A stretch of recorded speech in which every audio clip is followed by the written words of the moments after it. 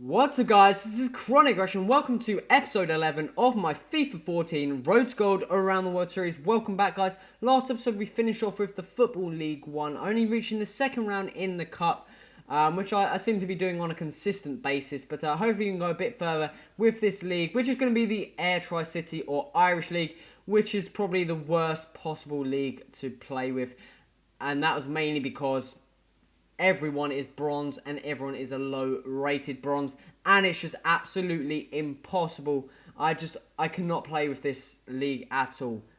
You'll find out later. But we're going to start off with this squad building. We pick up Rogers, the goalkeeper, and also this player called Elbert here, the centre back. 67 pace, which actually 67 pace was actually alright.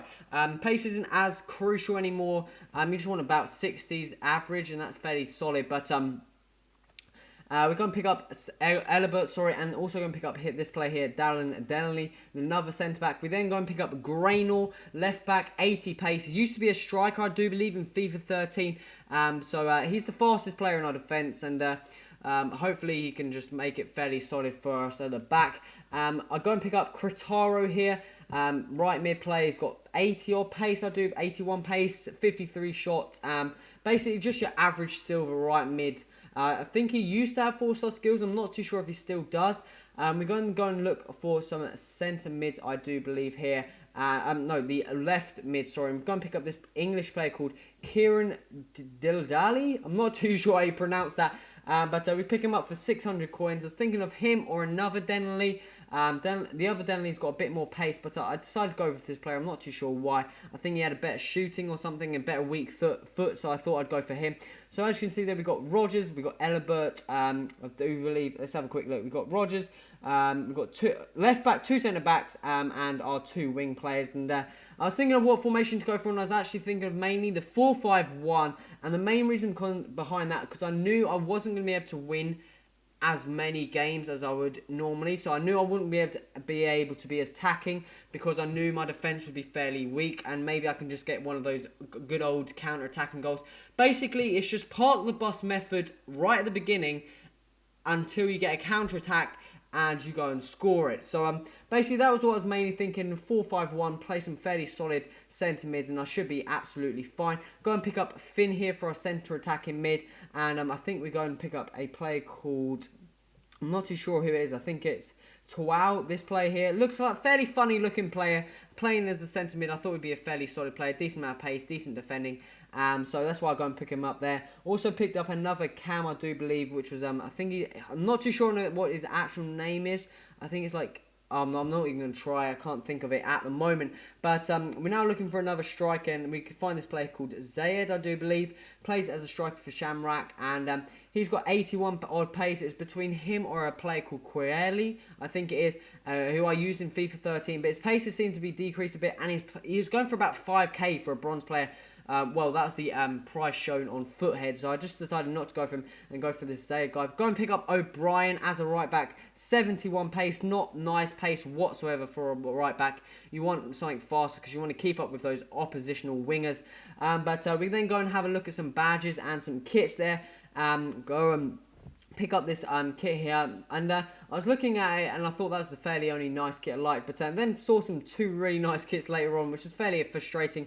So I go and pick up the Shamrock Rovers Ray kit, purple and red stripes, and then go and pick up I think it was the can't think of the name at the moment, Bray Wanderers home kit, and go and use that. Yes, I do. There you go. You just saw that, and go and use it as my home kit. I thought that'd be a bit nicer than the other one. And also looking for some badges. Go and pick up this Bohemians badge. I'm not too sure why. Just the first one there, and I just go and picked it up. These badges at the moment, I don't think any of them are really that nice so far. But that's the squad there, and that means we're going to be going and to play some games with the squad, which should be fairly interesting. As you can see there, 4-5-1, we've got right mids, left mids, who are fairly pacey. I think the paciest player is the left mid English player. We've got two decent attacking mids, which should be, hopefully, we should have a decent amount of attack and a fairly solid defensive structure of the squad, which hopefully which is just my reasoning for doing the 4-5-1. Hopefully I can just get a couple of points and maybe not get relegated and not do tragically bad. And not get absolutely hammered 6-1, 7-1 every game. But we're going to go into the first game of this episode. And first game with this Airtricity squad. And we're coming against a squad called Royce Rampage. And he's got a gold BPL squad. Figueroa, Bassong, centre-backs, very pacey indeed. Bar, Kone, Gaston Ramirez, Jarvis, Anortovic, Nzonzi, Kelly, and Santon. The other players, there's some fairly pacey players, and got Guzan in goal. So it could be fairly interesting to see what the end result of this game is. But we go to the 64th minute here, and we go for a random through ball here with the player. Get fairly lucky. Unfortunately, he gets fairly lucky there for me not to intercept that ball. But he passes around, get lucky here. Finn, nice tackle there, and I was just plying on the pressure, passing around. He wasn't getting too confident. Picked the ball up here. Easy through ball into the side. Just a finesse shot, and that's going to be a very, very comfortable goal in the 68th minute to make it 1-0. Then move to the 80th minute here. Bit of lag there, but end up finishing just a bit of lag spike. Zayed picks the ball up here, runs a bit, run and move. Basically, what you want to do, through ball into Jalali. This guy wasn't the strongest player, just had a fairly solid squad, shall I say. Go for a finesse shot, bounces straight out into Zayed here to pick up his second goal of the game, and that made it 2-0. A fairly comfortable game, as you can see there. It's a fairly he had a bit more possession, didn't as many shots as that, but it's basically a back and forth game, and that's what you really get playing with these low level bronze teams and stuff like that. But I'm not complaining. 3 wins, I wasn't expecting that at all. But we're going to go into the second game and come up against this Eredivisie squad. Couple of silvers, couple of gold players. Got Pele up front, which is kind of good because he's not the fastest player. Not the Brazilian Pele, should I say. But we go to the 74th minute here. No action whatsoever. Brennan gets taken down in the penalty box. Slide tackle comes flying in just as about to shoot. I do get a shot away, but that slide tackle plows straight through. You may be able to see here. There you go. Plow straight through me, and I go and get a penalty there, which is nice indeed. Just the game helping me a bit to go and get the win, should I say. Go into the 74th minute. We go and put Zayed on this penalty. 74 penalties. Should be a fairly comfortable player. Every time I'm going to go to the right. A little bit of power, a little bit to the right, and boom. Keeper went the wrong way anyway. Had no chance. So that made it 1-0. Straight from that penalty, although I thought I did it there. Now, for some reason, I must have lost concentration or something. I thought I had him on the defensive, and he just played it back, and I just lost concentration completely. As you can see here, too bad. I should have got rid of the ball 2 occasions. Bad and bad again, and just ends up falling to Schlarz. And it's going to be an easy finesse shot to make it 1-1, which is very, very annoying to concede indeed.